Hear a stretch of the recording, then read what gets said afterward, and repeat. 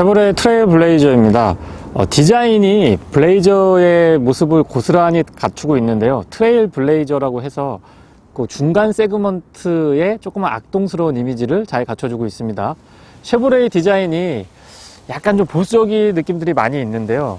트래버스가 그랬고요. 이코녹스도 그런 면이 없지 않아 있었습니다. 그런데 트레일 블레이저에 와서는 확연하게 다른 모습을 아주 잘 표현을 해주고 있고요. 전체적인 디자인에 대한 만족도도 국내 소비자분들한테 충분히 어필할 수 있지 않을까라는 생각을 해보게 됩니다.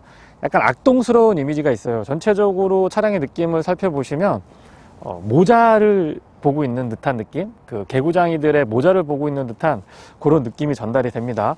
앞쪽에서의 헤드램프는 조금 날카로운 느낌들을 잘 표현을 해주고 있고요. 위아래가 분리되어 있는 형태입니다. DRL을 위쪽에 위치를 해주고 있고요. 아래쪽에는 범퍼 쪽에 헤드램프가 위치를 하고 있고, 상향등하고 하향등하고 다른 형태입니다. 일반 등은 LED, 여기 보시면 쉐보레 LED라고 보이시죠? 그리고 상향등은 예전에 사용을 하고 있던 할로겐 타입의 램프를 선택을 해주고 있습니다. 물론 야간에 아주 밝은 시야를 확보해주고 있고요. 직렬 3기통 싱글 터보 엔진이 장착이 되어 있습니다. 배기량은 1341cc고요. 최고 출력은 156, 토크는 24.1입니다. 9단 미션하고 매칭을 이루고 있고요. 본닛의 형상이 조금 독특합니다. 날카로운 듯한 선들을 본닛 위에 주름을 살짝 잡아주고요. 약간 급격하게 떨어지면서 여기에서 한 번 더 날렵한 느낌들 잘 잡아주고 있습니다. 측면에서 이렇게 바라보시면 말리부에서 봤던 쉐보레의 독특한 형태의 디자인, 패밀리 룩을 꾸준하게 이어가는 듯한 모습을 보여주고 있지만, 또 범퍼에 헤드램프를 위치시키고 하단부의 프론트 스커트도 은은한 광택이 나고 있는 크롬을 덧대주고 있고, 디자인적으로도 조금 굴곡진 모습들을 많이 보여주고 있어서 전체적으로 좀 터프한 느낌을 표현하려고 한 것 같다라는 느낌이 들고요. 측면부에 와서도 차량의 전체적인 디자인에 대한 완성도라든가 만족도는 나쁘지 않은 것 같습니다. 경쟁 차량인 코나나 셀토스에 비교를 해보더라도 확실하게 큰 차체를 보여주고 있고요. 그러니까 여기서 조금 더 올라가면 이제 산타페나 투싼, 스포티지 정도까지 올라가셔야 되는데, 그런 차량들이 부담스러우신 분들한테는 정말 좋은 선택지가 아닐까라고 생각을 해봅니다. 개인적으로는 여성 운전자분들의 선호도가 조금 있지 않을까 생각을 해보고 있고요. 조금 재미있게 보고 있는 부분은 이 루프 부분입니다. 루프가 이쪽이 약간 높고 뒤쪽으로 이렇게 쭉 떨어지는 이런 라인들이 참 뭐라 그럴까요? 세련된 느낌을 보여주고 있고요. 이 C필러 쪽의 디자인도 굉장히 좀 날카로운 느낌들, 그 상어의 지느러미를 보는 듯한 느낌이 들기도 하기도 하는데, 어쨌거나 디자인의 포인트는 그런 부분들도 충분히 녹여 넣었다고 얘기를 하고 있습니다. 휠베이스도 확실히 차량의 크기만큼 조금 경쟁력 있는 사이즈를 갖춰주고 있고요. 휠 타이어도 제가 지금 시승하고 있는 모델은 액티브 모델인데요. 얼터레인 타이어를 선택을 해주고 있습니다. 타이어 사이즈는 225, 60, 17인치가 선택이 돼 있고요. 앞쪽의 서스펜션하고 뒤쪽의 서스펜션 구조가 조금 다른데, 뒤쪽은 전통적인 토션빔 방식을 채택을 하고 있습니다. 물론 G링크라고 해서 쉐보레가 조금 더 기술력을 발휘한 그런 서스펜션을 채택을 해주고 있고요. 그거는 시승기 때 다시 한번 말씀을 드릴게요. 측면에서의 바디라인도 굉장히 깔끔하게, 그리고 우람한 느낌, 차가 크기에 비해서 조금 더 커 보이는 듯한 디자인들을 대거 반영을 해준 것 같습니다.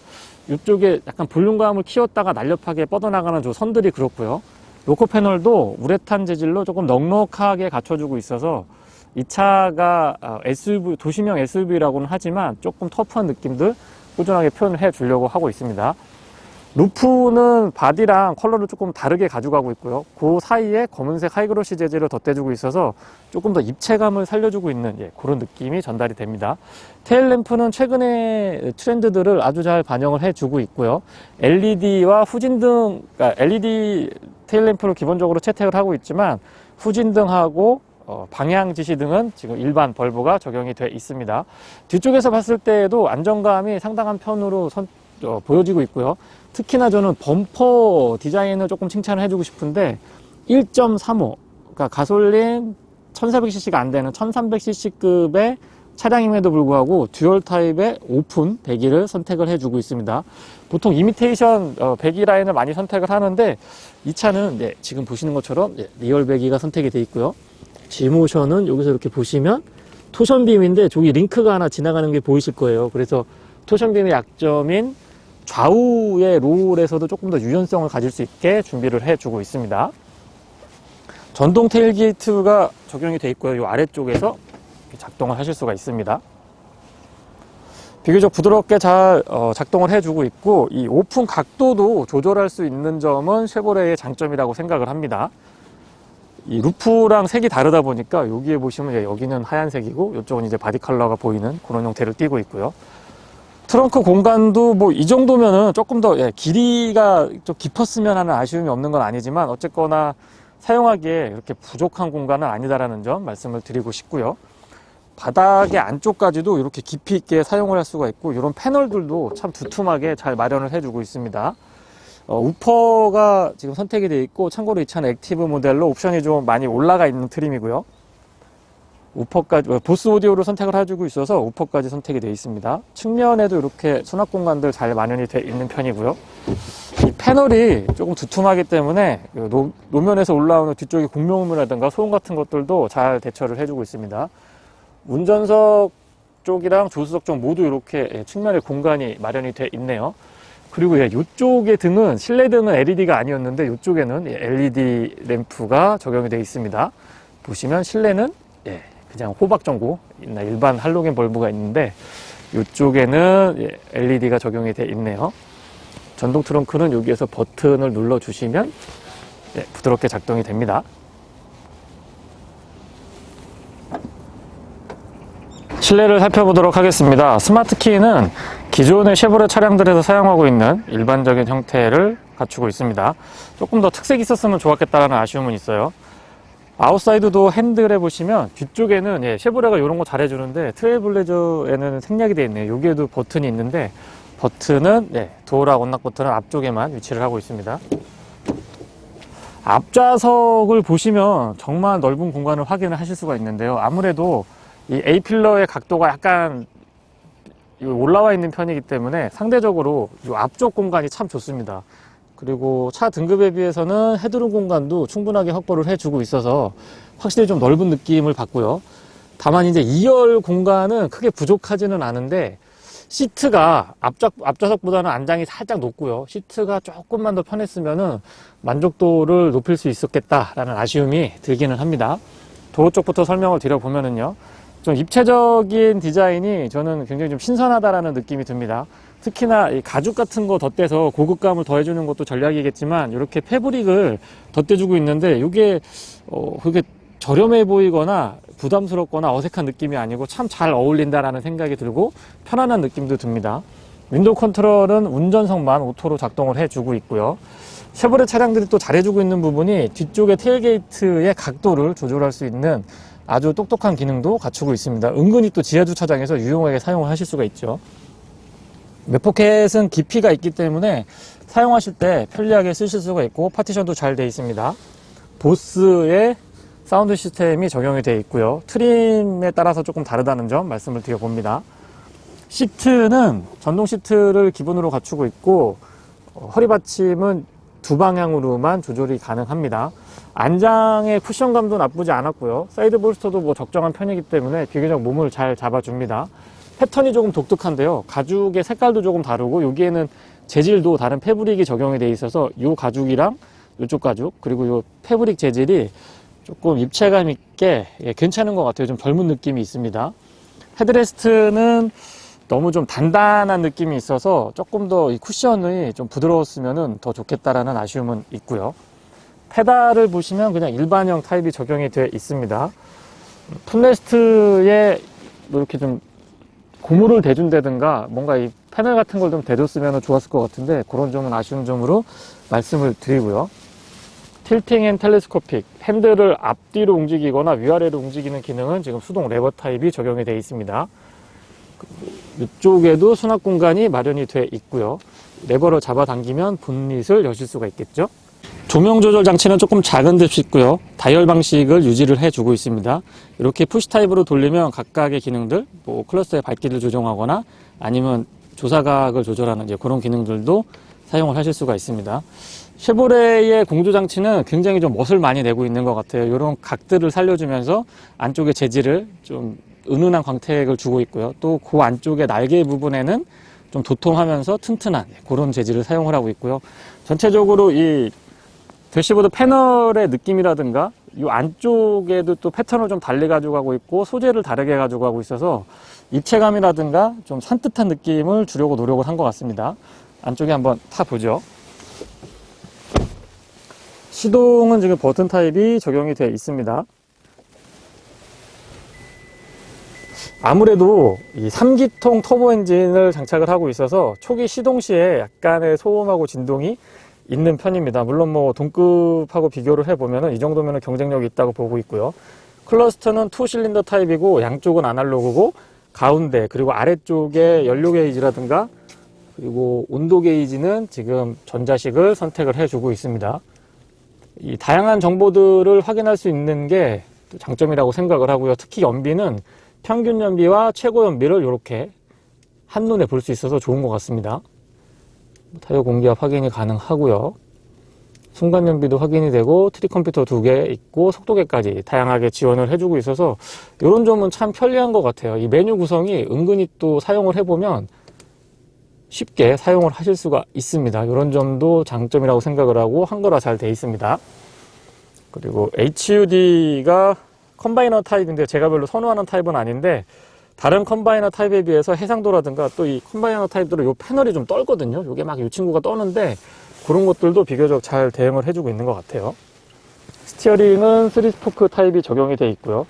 요런 데는 조금 얇은 듯한 느낌이 들고 요 위쪽에 파지하는 데는 또 나름 또 약간 도톰한 느낌, 그 다음에 이렇게 굴곡을 줘서 손을 잘 이렇게 잡았을 때 그립을 좋게 요런 것들은 잘 해주고 있습니다.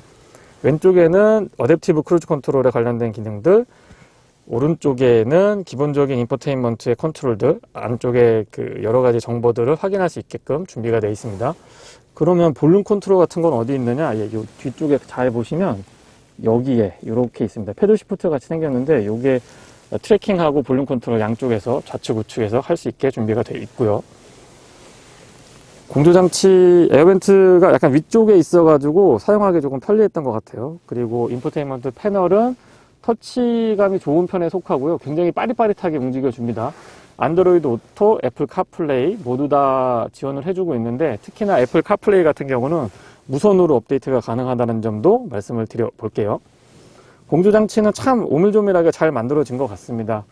조작감도 좋고 반응도 빠르고요. 누구나 쉽게 사용할 수 있도록 구성을 잘 해주고 있습니다. 아, 드디어 바뀌었네요. 이게 쉐보레 차량들이 열선하고 통풍 시트가 있어도 색깔이 똑같았거든요. 근데 지금 트레일블레저에 와서는 통풍은 파란색, 열선은 빨간색, 이렇게 3단으로 각각 조절할 수 있게 준비가 되어 있네요. 이런 건 참 반영을 잘 해준 것 같습니다. 아래쪽으로는 SD카드, USB 단자, USB-C도 입력을 할 수 있게끔 준비가 되어 있고요. 무선 충전 장치 마련이 되어 있습니다. 조금 좁지만 이 터널에 측면에 이렇게 기둥을 세워준 거는 조금 스포티한 느낌들을 살려주려고 노력을 한 것 같아요. 그리고 이쪽에는 오토 스탑앤고부터 AWD 온오프 기능까지 깔끔하게 정리가 잘 되어 있습니다. 미션은 아시겠지만 9단 미션이 적용이 되어 있고요. 미션 자체에 대한 아쉬움은 크지 않은데 이 레버도 비교적 잘 되어 있습니다. 근데 뭐가 불편했냐면 이 플러스 마이너스 수동 모드를 이 측면에서 여기서 이 버튼을 눌러서 조작을 할 수 있는데 이거는 예전에 이 위에 있을 때보다 옆에 있는 게 낫기는 한데 아직까지도 조금 사용하기는 불편했던 것 같아요. 컵홀더는 오픈 타입으로 2개 준비가 되어 있고요. 전자식 파킹 브레이크도 갖추고 있습니다. 뒤쪽으로 보시면 수납 공간이 이쪽에도 준비가 되어 있고 암레스트는 조금 좁지만 높이가 있어서 불편하진 않습니다. 다만 이제 암레스트를 오픈할 때 보시면 여기서 여기 이렇게 눌러서 이렇게 열어야 되는데 이게 그렇게 편했던 것 같진 않아요. 그리고 언뜻 보면 뭐가 이렇게 좁아 라고 하실 수가 있는데 이게 패널이고요. 이걸 이렇게 드러내면 안쪽에 깊이 있는 공간을 확인을 하실 수가 있습니다. 조명 같은 것들도 좀 신경을 써줬으면은 더 좋았을 것 같다라는 아쉬움은 있어요. 패널도 뭐 비교적 꼼꼼하게 잘 갖추고 있습니다. 그리고 조수석 쪽에 보시면 요런 데 살짝 파여 있는데 여기에 지갑이라든가 스마트폰 같은 거 거치하시면 굉장히 좋은 공간으로 활용을 하실 수가 있죠. 그리고 조수석 수납 공간 여기서 잡아 당기는 방식이고 열어보면은 공간은 뭐 적절하게 잘 대응을 해주고 있는 것 같습니다. 다만 이제 이 깊이는 괜찮은데 안쪽이 조금 약간 좁아지는 듯한 느낌이 있어서 그런 점들은 조금만 더 신경을 쓰면은 넓은 공간으로 잘 활용을 할 수 있을 것 같네요. 뒷좌석 공간 설명 이어가 보도록 할게요. 안쪽에 공간 역시 나쁘지 않은데요. 앞좌석에 비하면 뒷좌석 안장이 약간 높은 편이기 때문에 시야 측면에서는 좋을 수도 있지만 공간 측면에서는 조금 더 낮았으면 좋았겠다라는 아쉬움이 있고, 시트는 그렇게 편하진 않습니다. 그리고 아시겠지만 등받이 각도 조절이 안 된다는 점, 그리고 각도가 조금만 더 뒤로 넘어가 줬으면 좋겠는데 각도가 조금 좀 서 있는 것 같은 그런 느낌이 있습니다. 도어 쪽부터 말씀을 드리면 열선 시트가 적용이 되어 있고요. 온오프만 가능합니다. 내포켓 적절하게 잘 갖춰주고 있고, 바닥 공간이 깊이 있게 살짝 패여 있고요. 또 가운데 터널이 그렇게 높은 편이 아니기 때문에 전체적으로 발 공간 좋은 편입니다. 그리고 보이시는 것처럼 USB 포트 2개, C타입하고 A타입 갖추고 있고요. 여기에도 수납 공간이 있어서 적절하게 활용을 하실 수가 있습니다. 다만 아쉬운 점은 에어벤트 같은 거 뒤쪽에 하나 있으면 참 좋을 것 같은데 그 점은 못내 아쉽네요. 그리고 시트는 헤드레스트도 조금 작지만 제 기능은 다 해주고 있고요. 암레스트는 열어보면 오픈 타입의 컵홀더 2개 갖추고 있습니다. 실제로 앉아봤을 때 느낌은 이 무릎 공간이나 발 공간은 참 좋은 것 같아요. 근데 저는 앞좌석, 안락한 앞좌석에 비해서는 약간 시트 포지션이 높다 보니까 그런 점은 조금 불편한 점으로 말씀을 드려보고 싶고요. 파노라마 타입의 썬루프는 오픈 사이즈도 아주 좋은 편이기 때문에 트레일블레이저를 선택하시는 분들은 이 옵션은 꼭 한번 고려해 보시기 바랍니다. 전체적인 실내 느낌 한번 보여드리고요. 비례감 좋은 디자인을 갖추고 있고 좀 안정적이고 동급에 비해서는 약간의 고급감도 갖추고 있다고 생각이 되네요. 자동차 전용 도로에서 시승을 해 보도록 하겠습니다. 여러 가지 이야기들이 나오고 있는데 아마 가장 궁금하실 부분이 연비가 아닐까 싶습니다. 제가 시승하고 있는 차량은 1.35, 좀 독특하죠. 3기통 가솔린 터보 엔진을 장착한 모델을 시승을 하고 있고요. AWD 4륜구동이 장착이 되어 있습니다. 평균 연비는 일주일간 시승을 해봤는데요. 10.6km가 나왔습니다. 리터당 10.6km가 나왔고, 이 자동차 전용 도로에서 80에서 100 정도 크루즈 컨트롤을 사용을 하고 연비를 굉장히 신경을 썼을 때 최대 연비, 제가 직접 경험한 최대 연비는 16.7km까지는 확인을 했습니다.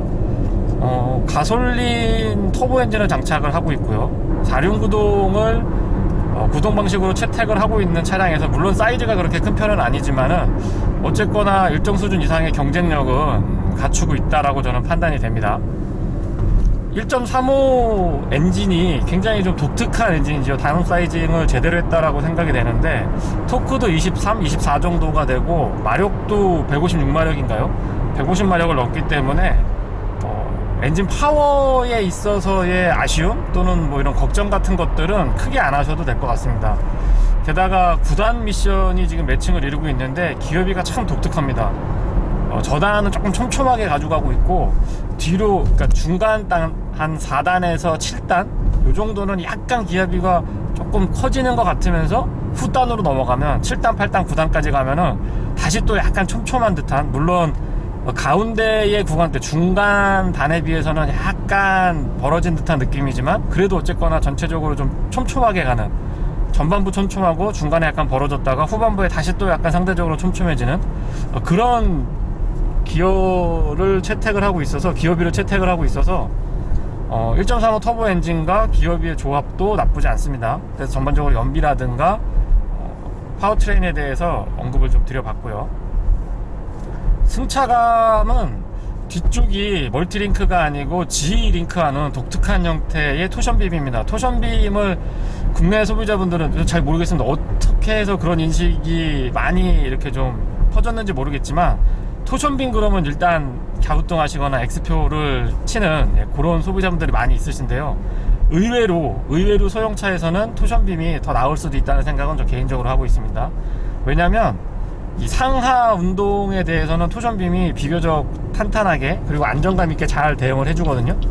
다만 이제 옆에서 좌우에서 오는 그런 충격들을 어떻게 좀 유연하게 대응을 해주느냐, 뭐 이런 측면에서는 조금 아쉬운 게 있는 게 사실이지만, 특정 차량들, 지금 제가 시승하고 있는 쉐보레 트레일블레이저를 포함해서 대표적인 차량이라고 그러면 르노의 클리오, 르노 클리오만큼은 제가 토션빔을 채택하고 있는 차량들 중에서 핸들링이라든가 승차감을 정말 인정을 해주는 차량인데요. 그에 못지않게 트레일블레이저도 상당 부분에 대한 안정감, 그리고 뒤쪽에 앉았을 때도 그렇게 많이 튀는 듯한 느낌은 받지 못했습니다. 오히려 멀티링크를 채택을 하고 있는 동급 차량들이 조금 더 튀는 듯한 느낌을 받을 정도로 굉장히 그 후륜 쪽에도 서스펜션 셋업이 잘 돼 있다라는 점을 말씀을 드리고 싶고요.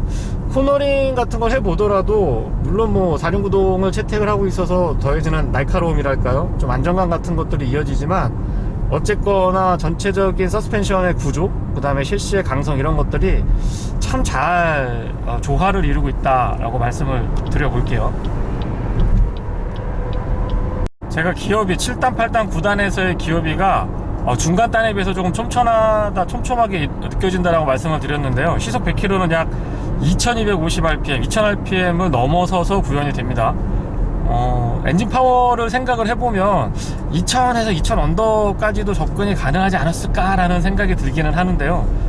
어쨌거나 저배기량, 다운사이징 엔진에서는 뭐 요 정도까지가 엔진 배기량의 한계가 아닐까라는 생각을 해봅니다. 물론 좀 더 낮은 RPM에서 시속 100km가 구현이 됐다라고 하면 연비라든가 주행할 때의 어떤 안락한 느낌들, 뭐 정숙성, 이런 면에도 조금 더 도움이 됐을 텐데, 그런 점은 이제 차량 등급을 생각하면 뭐 당연하다고 생각을 하지만 어쨌거나 소비자 입장에서는 조금 아쉬울 수도 있겠다라는 생각이 듭니다.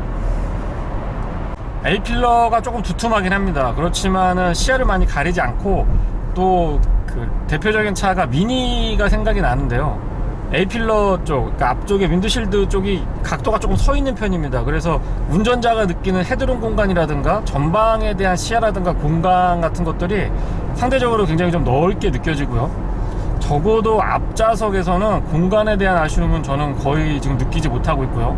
시트 포지션이라든가 또 시트도 차량 등급에 비해서는 비교적 구성이 좋은 편에 속합니다. 그리고 아웃사이드 미러도 적절한 크기와 시야각을 확보를 해주고 있기 때문에 전체적인 운전 시야에 대한 만족도도 저는 높은 점수를 주고 싶네요. 그리고 어댑티브 크루즈 컨트롤이 적용이 되어 있습니다.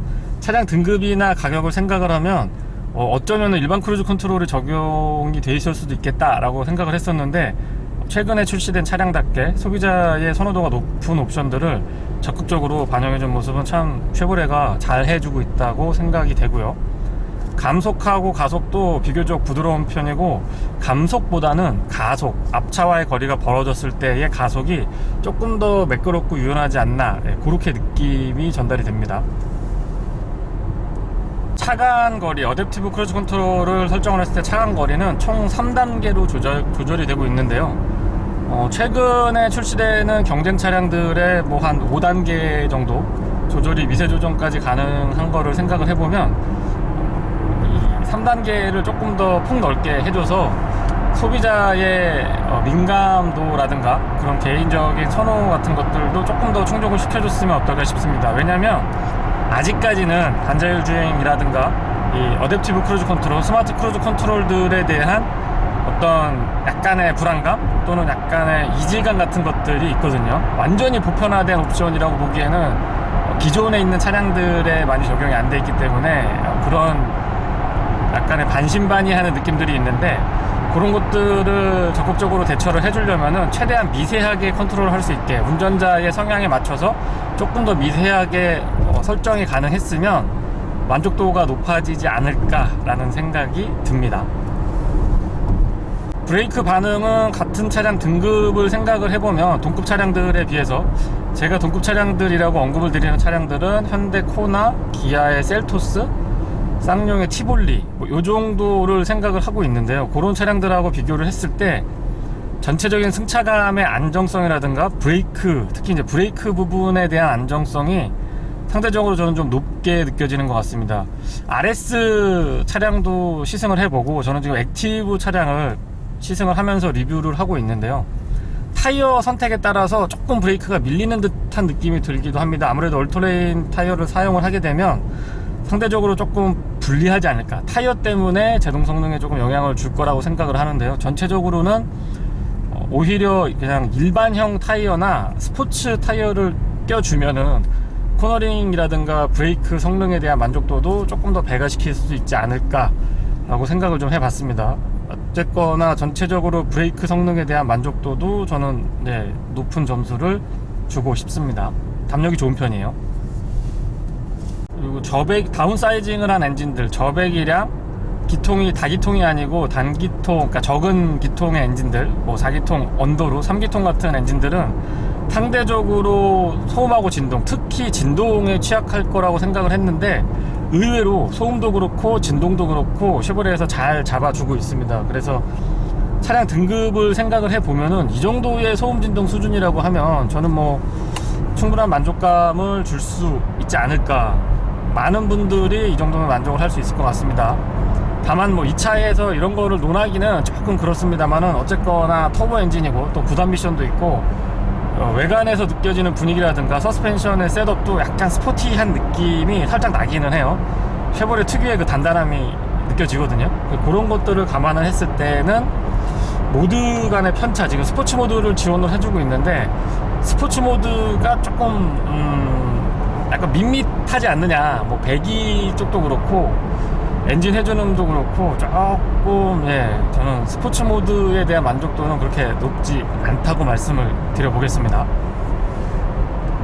사운드 시스템은 보스가 선택이 되어 있는데요, 트림마다 조금씩 다른 걸로 알고 있습니다. 어쨌거나 한번 들어보면은요,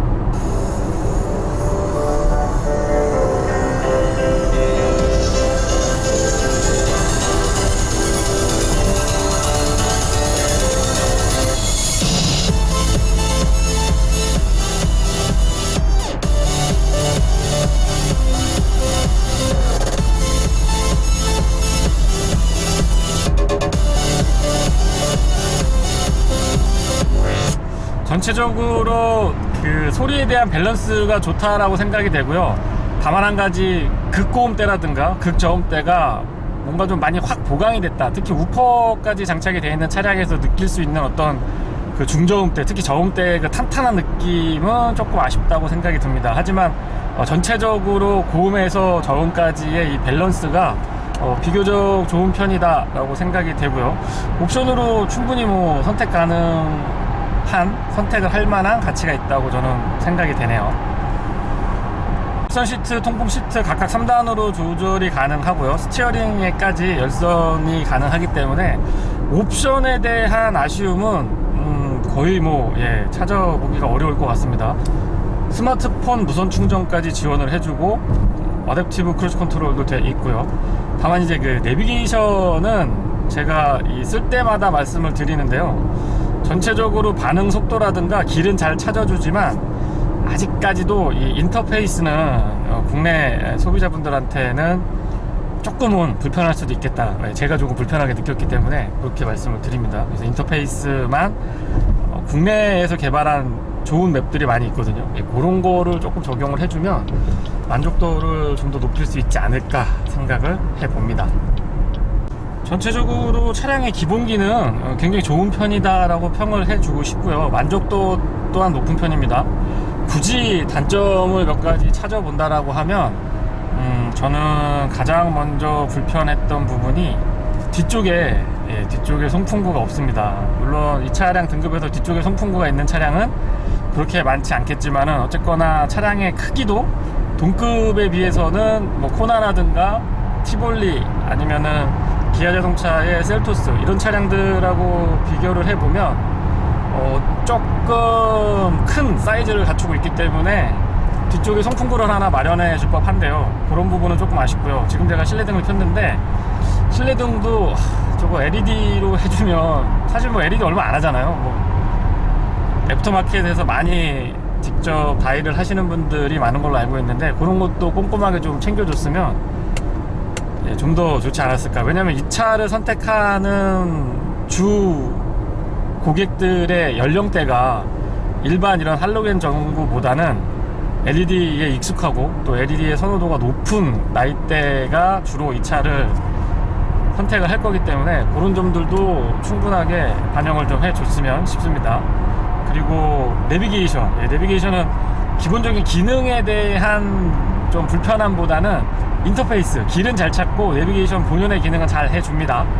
근데 어쨌거나 인터페이스가 아직까지는 국내 소비자분들한테는 조금 불편하게 다가올 수 있지 않을까 라는 생각을 해보게 되고요. 그리고 실내에서 운전을 할 때는 괜찮은데 바깥에서 들으면 차가 조금 시끄러운 편입니다. 특히 이제 엔진 쪽에 소음이 조금 있기 때문에 바깥에서 들었을 때의 얘기니까 그 정도? 그 정도가 제가 느끼는 쉐보레 트레일블레이저의 단점으로 말씀을 드리겠습니다. 그리고 뒷좌석 시트가 포지션이 약간 애매합니다. 앞좌석은 정말 편하거든요. 시트 포지션도 그렇고 시야도 좋고 참 좋은 편인데 뒷좌석 시트 이 안장 부분이 살짝 높습니다. 그러면서 조금 단단하다 보니까 승차감, 그러니까 토션빔, G링크를 사용을 하고 있는 토션빔 때문에 불편하다기보다는 이 시트가 조금만 더 편했으면 하는 아쉬움도 있었다는 점 덧붙여서 말씀을 드리고요. 도심에서 시승을 또 이어가고 있습니다. 차량의 사이즈가 코나나 티볼리 또는 셀토스보다는 조금 커진 건 사실입니다. 그런데 거동하기에 부담을 느낄 정도의 사이즈는 아니고요. 조금 더 만족도를 높일 수 있는 아주 절묘한 그리고 경쟁력 있는 사이즈라고 생각을 합니다. 굉장히 편안하고 또 이렇게 좁은 느낌도 안 들고요. 이 사이즈 저는 굉장히 선호도가 있는 사이즈인 것 같고 시장에서 좋은 반응을 확인할 수 있을 것 같습니다. 스탑 앤 고 기능이 포함이 되어 있어서 완전히 정차했을 때는, 그러니까 시내 주행을 할 때 신호대기 같은 데 걸리시면은 시동이 꺼졌다가 재출발할 때 다시 켜지고 이런 기능들도 꼼꼼하게 잘 갖춰주고 있어서 연비에도 도움이 되지만 그 소음 진동에 대한 스트레스도 조금 더 줄여줄 수 있는 그런 특징이 있습니다. 그리고 핸들링도 비교적 가벼운 편이면서도 또 안정감이 있어요. 쉐보레 차량들이 기본기에 있어서는 경쟁 메이커들에 비해서는 분명히 우위에 있다라고 저는 생각을 하고 있고요. 특히나 이 셰시 강성이라든가 서스펜션 세팅이 굉장히 좀 탄력적이면서 안정감 있는 그런 느낌이 전달이 되고 있습니다. 그래서 그런 부분은 분명히 이 브랜드의 장점이라고 생각을 하고 트레일블레이저 역시도 그런 브랜드의 특성들을 느낄 수가 있는 그런 구성이라고 말씀을 드리고 싶고요. 가속 페달을 밟았을 때 도심 중에서 좀 기동력이라든가 순발력 같은 것들이 사실 조금 많이 필요하거든요. 그런 부분에서 터보렉이 조금 있지 않을까라고 조금 걱정을 해봤는데 그런 것도 크게 느껴지지 않고 하여튼 전체적인 파워트레인에 대한 만족도, 도심에서 주행을 할 때 답답한 느낌은 거의 받지 못했습니다.